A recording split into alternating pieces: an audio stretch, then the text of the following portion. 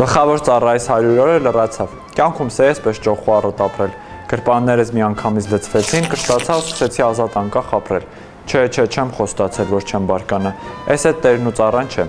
նոր ծառաներս ոչ մի բաներ չփոխեցին, դե ինձ համար, իրենց համար հաստատ մի երկու բան փոխած կլինեն,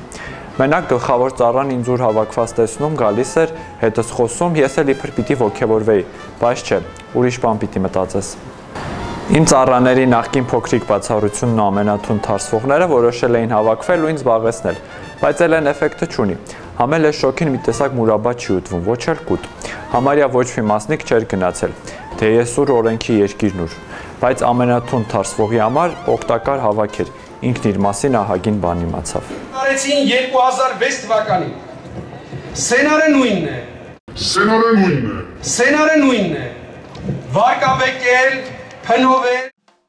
Իր ու ընկերների մի քիչ լավ ապրելու համար պայքարող իմ մասնիկին ասացին էլ 6 տարի պայքարելու տեղ չունես։ Ամենաարդարները ոչ մի փաստի չհավատացին, ասացին, որ կաշառք է վերցրել, պայքարելն էլ կապ չունի։ Հա դե ես մերոնց լավ գիտեմ, հին պատմությունները հենց պայքարելու ժամանակ են հիշում։ Ամենաարդարները այս ամառվա շոքին չեն ալարում ու լսում են նաև մյուս պայքարող մասնիկին, բայց ելի իրենց կարծիքը չեն փոխում։ Իսկ իմ հայտնի ու սիրված մասնիկի կորսն ավելի են բարձրացնում։ Այսքան ժամանակ չեն կարողանում հասկանալ, թե ինչ վիճակում էր մասնիկս, խմել էր թե չէ։